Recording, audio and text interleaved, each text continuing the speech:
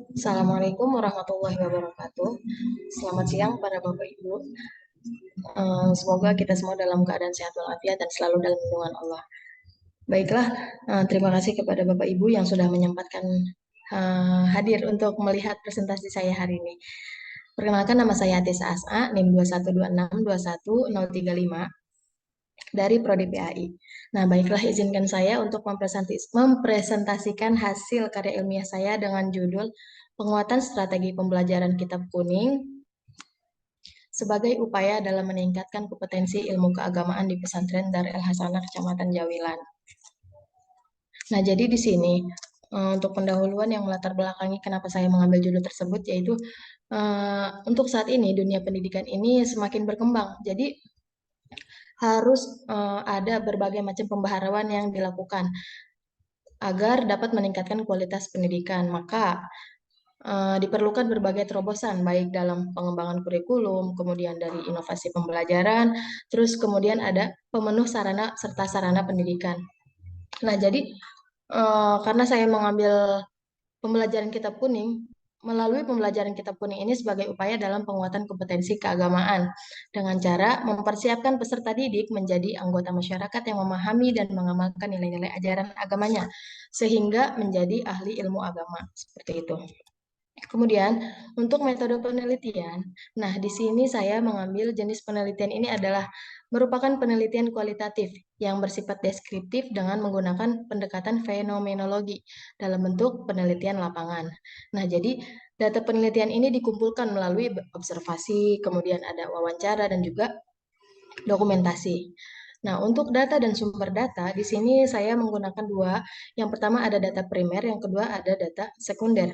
Untuk data primer, di sini saya eh, mewawancarai beberapa beberapa orang. Yang pertama di sini ada mudir, terus kemudian ada mudiroh, terus kemudian ada ustadz yang memang mengajar kitab kuning itu sendiri, lalu ada dua ustazah yang mengajar kitab kuning, kemudian ada 5 orang santri putri, kemudian 5 orang santri putra, kemudian ada biro kurikulum dan juga ada dua ustadz yang menjadi biro kitab kuning itu sendiri. Nah, untuk pemeriksaan keabsahan data di sini melalui triangulasi. Nah, terus kemudian analisis data melalui proses analisis reduksi data, kemudian ada penyajian data dan juga verifikasi data. Untuk penelitian ini bertujuan untuk mengungkapkan suatu strategi pembelajaran kitab kuning di pesantren Dar El Hasanah sebagai upaya dalam penguatan kompetensi ilmu keagamaan. Nah, kemudian di sini ada hasil dan pembahasan. Berdasarkan hasil penelitian, menentukan metode pembelajaran kitab kuning ini merupakan hal yang sangat penting bagi santri. Kenapa? Karena memang untuk menentukan metode pembelajaran ini tidak hanya asal digunakan dalam suatu pembelajaran. Jadi metode ini digunakan untuk memang memudahkan agar santri dapat mudah memahami bagaimana cara pembelajaran kitab kuning, bagaimana pembelajaran itu agar cepat masuk, kemudian eh, bisa dipraktekkan langsung gitu ya.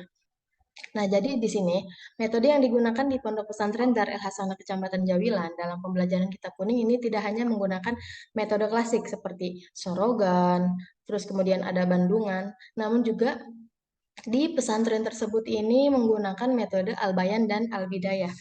Nah, jadi Al-Bayan dan Al-Bidayah ini memang metode khusus untuk apa namanya?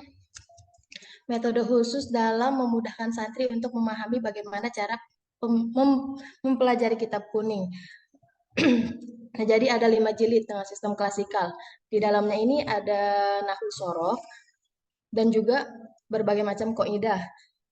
Seperti yang diambil ini dari kitab Alfiyah dan juga Imriti. Jadi tanpa ada yang dirubah sedikit pun.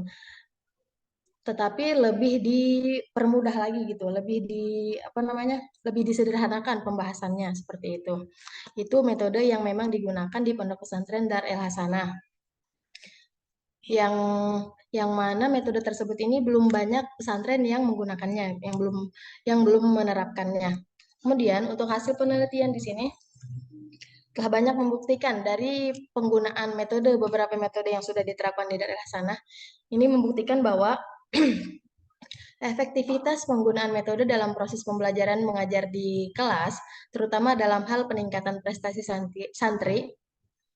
Hal ini merupakan strategi dalam meningkatkan pemahaman santri dalam memahami kitab kuning, yang tentu saja berpengaruh pada perkembangan santri dengan tujuan agar memang benar-benar dapat dipertahankan dan terwujud secara nyata terhadap tingkat efektivitasnya tersebut. Nah, hal tersebut ini bisa dilihat dalam beberapa indikator, terutama pada segi output dari pengajian, materi, terus kemudian pengajian yang meliputi bidang tafsir, hadis, dan juga akhlak. Seperti misalnya di dalam kehidupan sehari-hari, adabnya digunakan, bagaimana cara untuk bertemu ustadz, untuk bertemu mudir gitu ya. Seperti itu untuk hasilnya. Nah, kemudian kesimpulan, penggunaan metode dalam pengajaran kitab kuning merupakan sebuah kebutuhan yang memang tidak dapat diabaikan.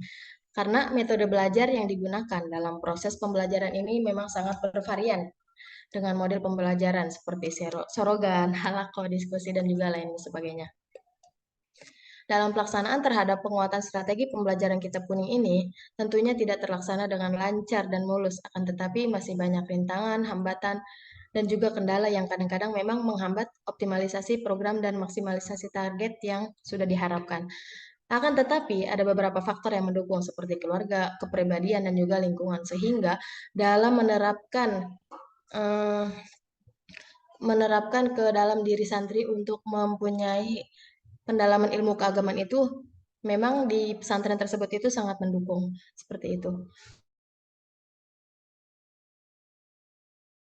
Assalamualaikum warahmatullahi wabarakatuh.